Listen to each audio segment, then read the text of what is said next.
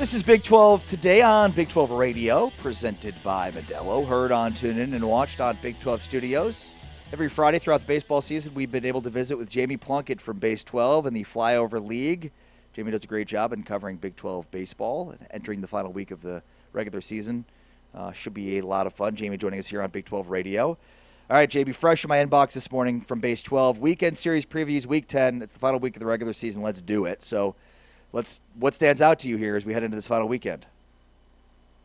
I think it's the race for the top of the conference, right? You've got Kansas one game ahead of West Virginia. Both teams won on Thursday night. Two more regular season games to go to determine who wins the championship. And both teams looked really good against BYU and TCU respectively, and now they've got to go and do it for 2 more days. Beyond that, you're talking about teams that are battling on the bubble right now. Arizona State got a really important win over Houston to kind of move their RPI up a little bit. TCU on the other side of that West Virginia loss sees their RPI drop down almost to 50, and now they've got to be a little nervous about where they stand as far as the bubble conversation goes. So a lot to be determined over these next few days, and then obviously even more when it comes to Big 12 tournament time. Yeah, and look, I mean, Kansas got swept last weekend by West Virginia. They lost midweek to Creighton, so they were on a bit of a slide. What do you make of Kansas right now after they'd won 10 straight and 17 of 20?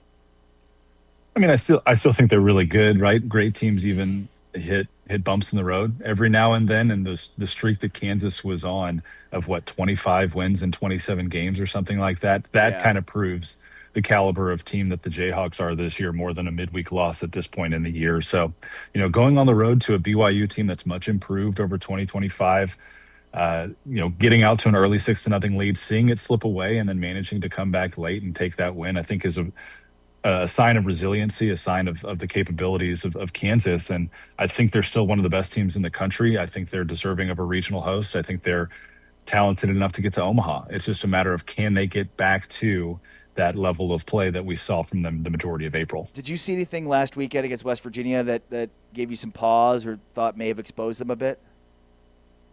Not really. I thought last weekend was just more about West Virginia, to be completely honest with you. Getting healthy again, having Max Yale back and being fully healthy, I think is critical for the Mountaineers. And we've seen West Virginia at times this year really kick it into another gear and potentially be the best team in the Big 12, regardless of how the regular season championship shakes out. So last weekend was less about Kansas's struggles and more about West Virginia's abilities, in my mind. I don't think Kansas got particularly exposed, no. All right, so what else beyond the race at the top here are we looking for this weekend, beyond West Virginia and Kansas?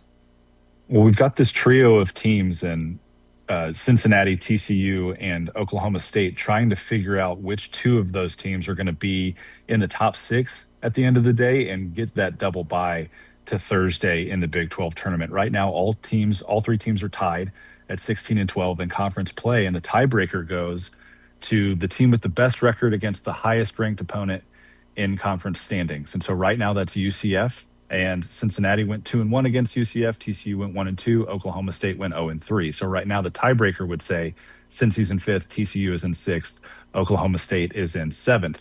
And that's important because of how teams are lined up when you talk about, okay, well, if you have to start on Wednesday in the Big 12 tournament versus Thursday, that's a whole nother starting pitcher. That's another day of bullpen usage, right?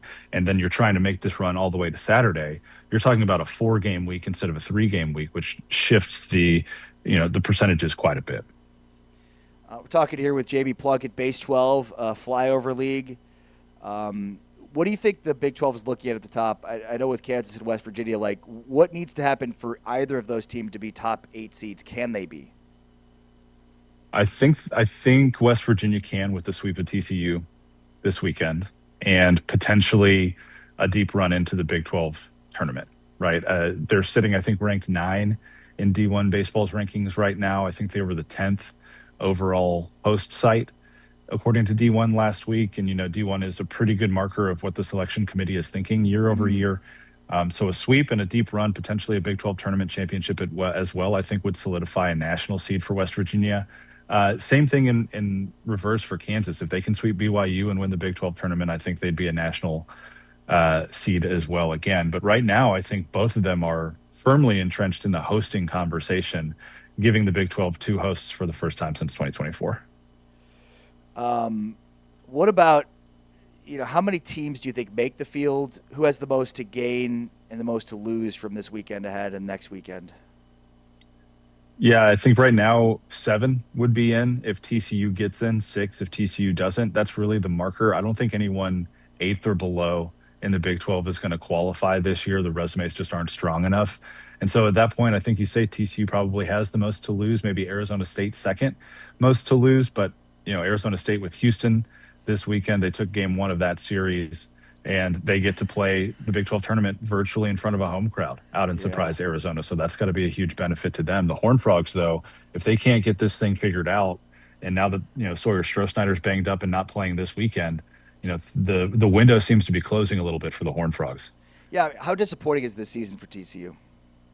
It's got to be pretty disappointing, and injuries definitely played a big factor when you think about losing Tommy Lepore for 9 weeks, Chase Right. Brunson getting banged up, Strohsnyder getting banged up, losing a ton of pitchers outside of Lepore as well. I think they had 6 or 7 guys out at one point on a pitching staff of 15, right? And so you're talking about almost half of your arms not available Mm. at various points in the year. But beyond that, you think that TCU had the lineup talent to overcome the majority of that. And we've seen other teams overcome some injury issues as well. Oklahoma State being one, right? They've lost multiple arms to injury for the year. They've had other guys banged up at critical moments and seem to be okay. Same with UCF, who I believe is down 7 or 8 arms at this point and still sitting there third in the Big 12. So while injuries play a big part of it, you look at TCU's talent on paper and say, well, they should be able to overcome a lot of those things in the league and just weren't able to do that. Weren't able to execute in big moments. Haven't really been able to hit with guys on base for the majority of the season.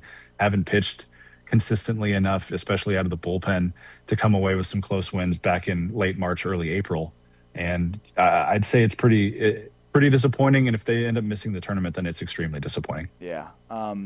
Who are maybe some of the other disappointments? Oklahoma State is a team that's kind of figured things out, and they're fun to watch. They've been a lot of fun lately. Who are maybe some of the other teams you expected to be towards the top that are not? Well, I would say Arizona probably is the biggest one Yeah. on that list. And with the injuries again, and then just being incredibly young, I think Chip Hale had his work cut out for him this year to try and figure out how that thing was going to go. And you consider what happened this offseason with their pitching staff or pitching coach having to hire 3 different guys. Bringing in a new pitching coach in late December is not ideal for a college baseball team. And so trying to figure all of that out and navigate that, then they go, start to catch a little bit of momentum with the series win over TCU, go and lose the series to Houston. Come out this weekend and say, okay, well, Smith Bailey's shut down for the year. So I'd say that they're disappointing, but the long-term future of that program isn't really in jeopardy, I would say. Just a down year for Arizona. Yeah, I'm curious. Like, take stock of the current status of the Big 12. When we look back and think about what is this conference going to look like without Texas and Oklahoma? I mean, Texas is a perennial power. TCU, Texas, Oklahoma, Texas Tech. Those are teams that were consistently at the top of the Big 12. Just give us a sense here of like where the Big 12 is. It's obviously changed and shifted a lot. Is it better right now than it's been in the past? I'd say it's at that level, if not maybe a tick up. Obviously, losing Texas is huge. Oklahoma, not much of a baseball program historically, so you're not really losing a ton there. And you're bringing in Arizona and Arizona State, who have 9 combined national championships in their history, right? So the blue blood nature of the programs that they brought in, the caliber of programs that we've seen kind of fill the middle of the conference this year, with Baylor being decent, Utah and BYU both taking big steps forward. I think the conference is in a really healthy spot. The debate between, okay, is the Big 12 better than the ACC?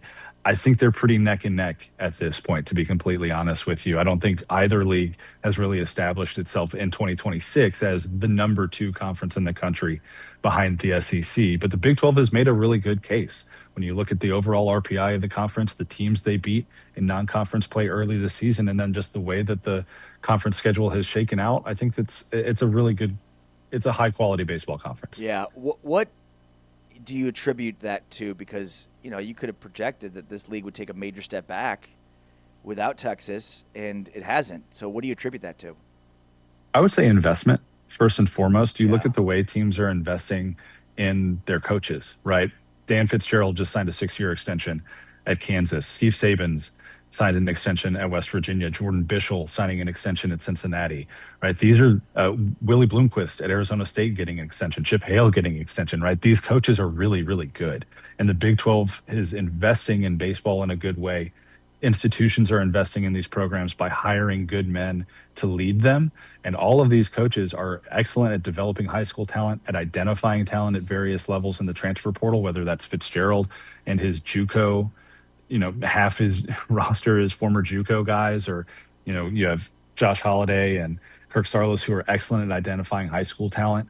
They all have really, really good coaches and coaching staffs. And so that's the first part. And then the NIL and rev share investment in baseball. Yeah. We've seen that consistently be in a good place for Big 12 teams. There are some here and there where maybe the investment isn't quite as much, but overall it's a pretty strong investment from all of these institutions. So when it comes to investing in coaching staff, investing in the program, investing in the players, I think that's where it begins in this era of college athletics, and the Big 12 is doing that at a good rate for baseball. All right, call your shot, Jamie.